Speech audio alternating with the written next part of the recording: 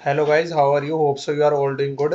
आज हम ये क्वेश्चन करेंगे encrypt and decrypt strings. So hope so आपने क्वेश्चन पढ़ लिया होगा। इसमें मेरे पास तीन एरेज है, एक यूनिक करके, एक मेरे पास क्या कहते हैं वैल्यूज करके, एंड एक डिक्शनरी करके। यूनिक के अंदर मेरे पास कैरेक्टर्स हैं, वैल्यूज के अंदर मेरे पास स्ट्रिंग्स ऑफ लेंथ 2, और डिक्शनरी के अंदर मेरे पास क्या है, स्ट्रिंग्स ही हैं। सो आपको क्या करना है कि डिक्शनरी के अंदर ना वो स्ट्रिंग्स है जो बेसिकली आपको डिक्रिप्शन के बाद मिल सकती हैं।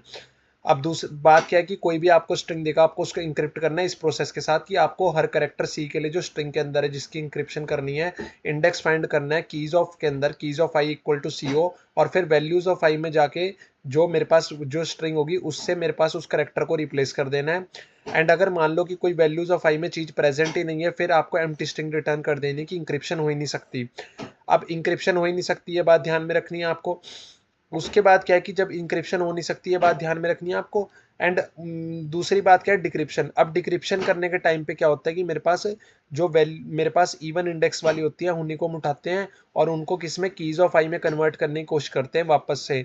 बट ये वाला प्रोसेस बहुत लंबा पड़ जाता है, क्योंकि अगर मान लो कि कोई वैल्यूज ऑफ आई दो तीन बारी प्रेजेंट है, तो उन इंडेक्स के लिए मेरे पास कीज ऑफ आई में अलग अलग इंडेक्स होंगे। और फिर उसके बाद जो वर्ड्स बनेंगे, अगर उनकी काउंटिंग करनी है आपको, तो आप बिल्कुल डायरेक्ट भी नहीं कर सकते, क्योंकि जो वर्ड्स बने वो गारंटीड नहीं है ना कि मेरे पास डिक्शनरी ऑफ आई में प्रेजेंट है।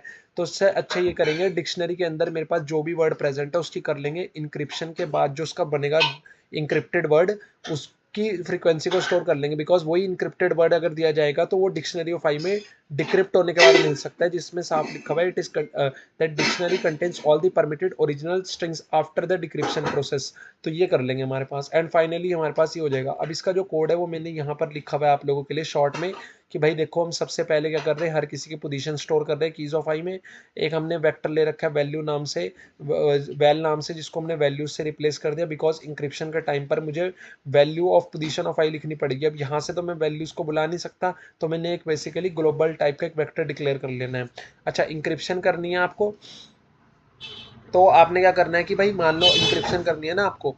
हाँ, तो आपने यहाँ पे इंक्रिप्शन कर दी। अब कई लोग बोलेंगे सर अगर इंक्रिप्शन से एम्प्टी स्ट्रिंग रिटर्न हो रही होगी तो एम्प्टी स्ट्रिंग की फ्रीक्वेंसी बढ़ा देंगे, और हम कह देंगे कि भाई अगर कोई स्ट्रिंग डिक्रिप्ट ही नहीं हो सकती, इसका मतलब जितनी डिक्रिप्ट नहीं हो पा रही थी वो वाली फ्रीक्वेंसी रिटर्न कर देंगे। ये चल तो जाएगा, ऐसी में कोई बड़ी रॉकेट साइंस नहीं है।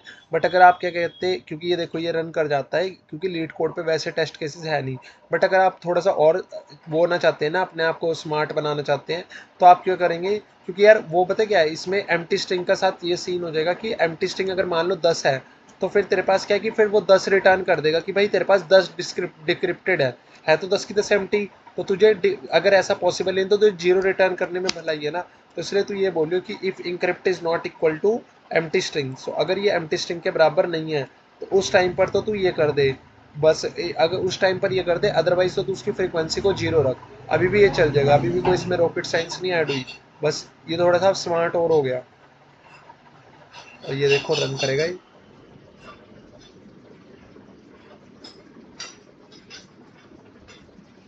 अच्छा, पहले का टाइम देखो, टाइम को टाइम, और इस अब टाइम देखो इसका।